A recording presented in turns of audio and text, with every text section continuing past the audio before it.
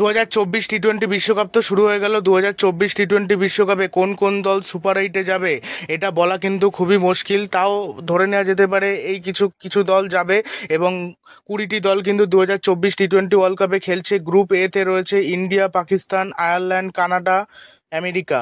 আর group B তে রয়েছে England, Australia, Namibia, Scotland, Oman. আর গ্রুপ সি তে রয়েছে New Zealand, West Indies, Afghanistan, Uganda আর পাপুয়া নিউ গিনি। আর গ্রুপ ডি তে রয়েছে South Africa, Sri Lanka, Bangladesh, Netherland, Nepal. এবার প্রতিটা গ্রুপে যারা যারা রয়েছে, যেমন ইন্ডিয়া এ গ্রুপে রয়েছে India, Pakistan, Ireland, Canada, US মানে আমেরিকা। এদের সাথে ম্যাচ খেলবে। এদের মধ্যে থেকে যদি জিততে পারে তাহলে সুপার এইটে যাবে। আর গ্রুপ সি তে যেমন প্রতিটা দলের গ্রুপের যে প্লেয়ার মানে টিমগুলো রয়েছে, 4টে করে টিম, ওই 4টে করে ম্যাচ খেলবে, তারপর তো সুপার এইটে যাবে। তবে প্রতিটি গ্রুপের প্রতিটা ম্যাচই কিন্তু গুরুত্বপূর্ণ হতে চলেছে। কোনো ম্যাচ যদি না হয়, বৃষ্টির জন্য ক্যান্সেল হয়ে যায়, অন্য অন্য টিমের কিন্তু সমস্যা হয়ে যাবে। আর যদি সেই দল জিততে পারে তাহলে তো কোনো অসুবিধা নেই, যদি না জিততে পারে সেক্ষেত্রে কিন্তু সমস্যা হয়ে যাবে। গ্রুপ এ থেকে ধরে নেওয়া যেতে পারে ইন্ডিয়া পাকিস্তানই হয়তো যাবে, মানে সুপার এইটে ইন্ডিয়া পাকিস্তান। আর আয়ারল্যান্ড, কানাডা, আমেরিকা এরা পারবে না। আয়ারল্যান্ডের চান্স নেই, কানাডারও চান্স নেই। পারলে একটা টিম পারতে পারে, আমেরিকা পারলেও পারতে পারে। যদি পাকিস্তান না পারে অথবা ভারত না পারে, অথবা ভারতের না পারার চান্স নেই, পাকিস্তানেরও না পারার চান্স নেই। তবে পাকিস্তানে এখন যা খারাপ অবস্থা রয়েছে, তারা 2022 এবং 21-এ ভালো খেলেছিল ঠিকই, এইবার মনে হচ্ছে ভালো খেলতে পারবে না। তার কারণ এবার টিমটা ভালো নেই, বোলিং ভালো নেই, ব্যাটিং ভালো নেই, ওই জন্য তারা পারবে না। তাদের টিমটা ভালো খেলতে পারছে না, এই জন্যই পারবে না। আর গ্রুপ বি থেকে হয়তো যেতে পারে ইংল্যান্ডই হয়তো যাবে। কেন, নামিবিয়া, স্কটল্যান্ড, ওমান এরা কিছুতেই পারবে না। নামিবিয়া, স্কটল্যান্ড, ওমান এরা পারবে না। আর গ্রুপ সিতে মানে সুপার এইটে ওঠার জন্য গ্রুপ সিতে যাবে, মানে গ্রুপ সি থেকে যাবে সুপার এইটে নিউজিল্যান্ডও যেতে পারে, ওয়েস্ট ইন্ডিজও যেতে পারে, আফগানিস্তানও যেতে পারে। পাপুয়া নিউ গিনি পারবে না, উগান্ডাও পারবে না। উগান্ডা এবারের যদি বিশ্বকাপে সব থেকে কোনো বাজে জঘন্য দল হয়ে থাকে সেটা হলো উগান্ডা পারবে না। ওই জন্য সেই জন্য উগান্ডা আমার মনে হচ্ছে পারবে না, পাপুয়া নিউ গিনিও পারবে না। আর নিউজিল্যান্ড, ওয়েস্ট ইন্ডিজ আর আফগানিস্তান এই 3টে দলের মধ্যে থেকেই কেউ যেতে পারে। নিউজিল্যান্ড আর ওয়েস্ট ইন্ডিজ এই দুটো দলেরই যাওয়ার সম্ভাবনা বেশি। তবে আফগানিস্তান কিন্তু উগান্ডাকে যেহেতু বড় ব্যবধানে হারিয়েছে, তাদের নেট রান রেট বেড়ে গেছে, এই জন্য তাদেরও সুযোগ থাকবে যাওয়ার।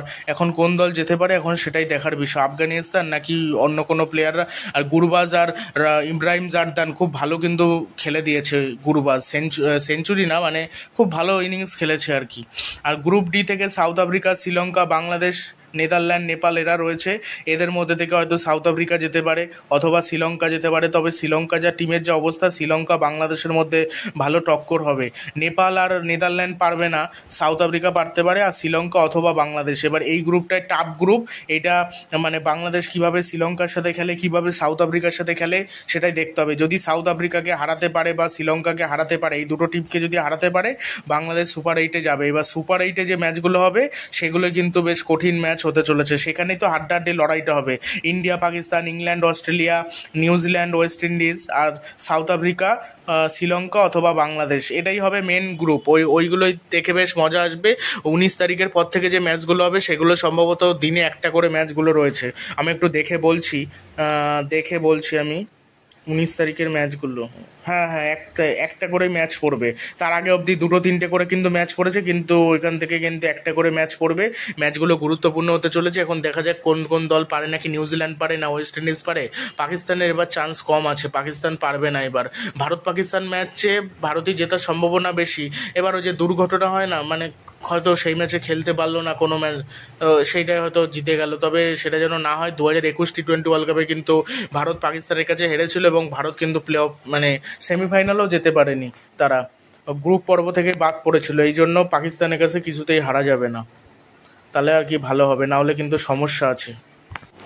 আর West Indies unpredictable team. West Indies কখন কি ভালো খেলবে বোঝা মুশকিল, মানে ভালো খেলতেও পারে নাও খেলতে পারে। হয়তো একটা দুটো ম্যাচ খুব ভালোভাবে জিতলো, আবার হয়তো জিততেই পারলো না। পাপুয়া নিউ গিনির বিপক্ষে যেন জেতাটা চাপের হয়ে গেছিল, মানে জিততেই পারছিল না, কোনো রকমে জিতেছে। মানে নিকোলাস পুরান হোক বা ব্রেন্ডন কিং হোক বা জনসন চার্লস হোক, এরা মানে ধারাবাহিক প্লেয়ার না, কোন ম্যাচে কখন খেলে দেবে কেউ বলতে পারে না, এটাই হলো বিষয়। এদের ধারাবাহিকতা কম, বাট যখন খেলার দরকার হয় তখন কিন্তু মাঝে মাঝে খেলে দেয় এবং তাদের কাছ থেকে আশাও করা যায় না সেরকম সেরকম ধরনের ইনিংস খেলে দেবে। অ্যান্দ্রে রাসেল হোক, আর এস রাদারফোর্ডকে একটু আগে ব্যাটিংয়ে পাঠানো হোক। রোস্টন চেস খেলছে ঠিক আছে, এস রাদারফোর্ডকে একটু আগে ব্যাটিংয়ে পাঠানো হোক, আর যদি শেষে ফিনিশার হিসেবে খেলাতেই হয়, আর এস রাদারফোর্ড তো বল করে না, ফিনিশার হিসেবে হেটমায়ার অনেক ভালো এস রাদারফোর্ডের থেকে। কে বলতে পারে এস রাদারফোর্ডকে তো বসিয়েও দিতে পারে। এস রাদারফোর্ড কয়েকটা বল না খেললে শেষ দিকে এসে ফিনিশ করতে পারে না, হেটমায়ার এসে কিন্তু ফিনিশ করতে পারবে। অ্যান্দ্রে রাসেল তো ফিনিশারের কাজটা করে থাকে, কেকেআরের হয়ে যখন খেলে তখনও করে থাকে, বিভিন্ন টি-20 লিগে যখন খেলে তখনও রাসেল সেরম কাজ করে থাকে। একবার কোন দলের হয়ে যেন ওপেন করেছিল এই অ্যান্দ্রে রাসেল, আমার ঠিক মনে পড়ছে না, মানে টি-20 মানে ক্রিকেটে। আর সাকিব আল হাসান কেমন পারফরমেন্স করে, সাকিবের ওপর পারফরমেন্সের ওপর অনেক কিছু নির্ভর করবে বাংলাদেশে সব কিছু। সাকিব যদি বাজে পারফরমেন্স করে বাংলাদেশ খারাপ খেলবে, আজ ভালো পারফরমেন্স করলে হয়তো বাংলাদেশ ভালো খেলতে পারবে। তবে ব্যক্তি নির্ভর তো খেলা না, বাকি প্লেয়ারদেরও রান টান করতে হবে, তাহলে আমার মনে হয় ভালো হবে। সে তো নয় চেষ্টা করলে, এবার কোনো ম্যাচে সে যদি মার খেয়ে যায়, বাকিদের ভালো করতে হবে। তানজিম হাসান সাকিবের হাতে গুরুর দায়িত্ব রয়েছে, তাকে পালন করতে হবে গুরু দায়িত্ব। আর তাসকিন আহমেদ, শরীফুল ইসলাম, এদের তো আবার চোট রয়েছে, এরা সব ম্যাচে খেলতে পারে নাকি সন্দেহ। সব ম্যাচে যদি খেলতে না পারে সেক্ষেত্রে তানজিম হাসান সাকিব একে খেলতে হবে। মুস্তাফিজুর রহমান তো রয়েছে, শরীফুলের হাতে সেলাই পড়েছে, শরীফুল হয়তো ছিটকে যেতে পারে। এবার তোমাদের মতে কি মনে হয়, কোন 8টা দল, মানে কোন 8টা দল আর কি প্লে অফে যেতে পারে 20টা দলের মধ্যে? প্লে অফে না, মানে সুপার 8-এ, সেটা অবশ্যই কমেন্ট বক্সে জানিও। মানে 12টা দল অলরেডি বাদ হয়ে যাবে, তারপর যে 8টা দলের মধ্যে থেকে 4টে দলের যাদের নেট রান রেট বেশি থাকবে, যাদের বেশি জেতা থাকবে, তারা কিন্তু চলে যাবে সেমিফাইনালে। তারপর সেমিফাইনাল থেকে ফাইনালে গেল, তারপর যারা চ্যাম্পিয়ন হলো তারা তো চ্যাম্পিয়ন টি-20 ওয়ার্ল্ড কাপে। আগের বার হয়েছিল ইংল্যান্ড, তার আগের বার 21-এ হয়েছিল অস্ট্রেলিয়া, প্রথমবারের মতো। এইবার কে হয় সেটাই দেখার বিষয়। কেউ বলছে ওয়েস্ট ইন্ডিজ হবে, কেউ বলছে ইংল্যান্ড হবে, কেউ বলছে ভারত হবে, আবার কেউ বলছে বাংলাদেশের সমর্থক মনে করছে বাংলাদেশ হবে। বাংলাদেশ তখনই চ্যাম্পিয়ন হওয়ার দিকে এগোবে যদি আর কি ধারাবাহিকভাবে পারফরমেন্স করতে পারে, ওপেনাররা যদি রান করতে পারে, বাকি যারা যারা রয়েছে ধারাবাহিকভাবে পারফরমেন্স করতে পারলে কেন কাপ পাবে না? ভালো চেষ্টা করলে অবশ্যই পাবে। তারা সেমিফাইনাল ফাইনাল অবধি যেতেই পারে না, তার কারণ বাংলাদেশের কাপ জেতা তো দূরের কথা, তারা পারফরমেন্সই করতে পারে না, খাতাই খুলতে পারে না কোনোবার জয়ের ক্ষেত্রে। এবার হবে কি করে? 2022-এ না 21-এ যেন জিততেই পারেনি, সব ম্যাচে হেরেছিল। ওইভাবে সব ম্যাচে হারলে হয় নাকি? আসল জায়গায় যে জিততে হয়, প্লেয়ারদের পারফরমেন্স করতে হয়, নাহলে হবে না। ওই নাম দিয়ে কাজ নেই। সৌম্য সরকার, লিটন দাস, নাম দিয়ে আমরা কি করবো? ওর থেকে এদেরকে বাদ দিয়ে অন্য কাউকে নিলে হয়তো এত খারাপ পারফরমেন্স করতো না। ওদের কোনো ধারাবাহিকতা নাই মানছি, কিন্তু তাই বলে খারাপের থেকেও জঘন্যর থেকেও জঘন্য পারফরমেন্স করে দেয়। আর্শদীপ সিং আজকের ম্যাচে হয়তো খেলবে আয়ারল্যান্ডের বিপক্ষে, বুমরা তো খেলবে, বুমরা আর্শদীপ সিং এই দুজনেই হয়তো খেলতে পারে।